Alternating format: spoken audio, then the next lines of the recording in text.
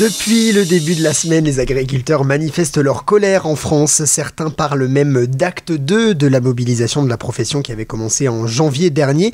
Ce qui inquiète les agriculteurs, c'est particulièrement l'accord du Mercosur dont on parle maintenant depuis plusieurs mois. Qui sont les gagnants et les perdants de cet accord? On va le découvrir dans un instant. Avant ça, Théo Guittoni, vous allez nous expliquer en quoi consiste cet accord.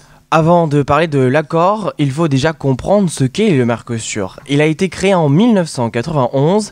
Il s'agit d'un bloc économique qui réunit plusieurs pays de l'Amérique du Sud, comme le Brésil, l'Argentine ou même encore l'Uruguay. L'objectif de l'accord est de réduire les barrières commerciales entre ces pays et l'Europe en facilitant les échanges de biens et de services. Alors, que redoutent les agriculteurs ? Que l'Europe importe davantage de produits étrangers en délaissant les filières européennes.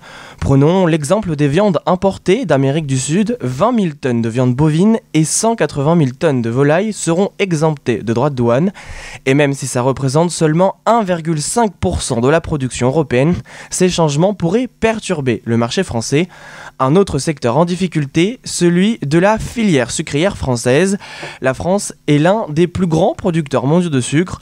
Elle pourrait perdre ce statut face à des concurrents comme le Brésil où les coûts de production sont bien plus faibles. Alors à vous entendre, l'accord est plutôt négatif pour les agriculteurs. Est-ce qu'il y aurait tout de même des gagnants, Théo ? Absolument, cet accord pourrait offrir de nouvelles opportunités, notamment aux viticulteurs français qui exportent peu vers l'Amérique du Sud. Actuellement, le vin, le champagne et le cognac français sont parfois taxés à hauteur de 30% en Amérique latine.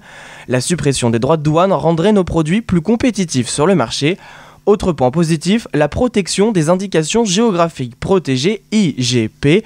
Cela garantirait une meilleure protection de nos produits contre la contrefaçon et l'utilisation frauduleuse de ces appellations sur le marché sud-américain.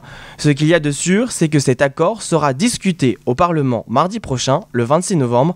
Les parlementaires se prononceront pour ou contre l'accord et même si ça n'aura pas d'impact direct sur les négociations européennes, ce vote enverra un message fort à la Commission européenne. Merci beaucoup Théo Guittoni. Précisons que l'enseigne Carrefour a annoncé hier qu'elle s'engageait à ne pas vendre de viande des pays du Mercosur en cas d'accord. En attendant, les agriculteurs bloquent ce matin le port de Bordeaux dans le sud-ouest.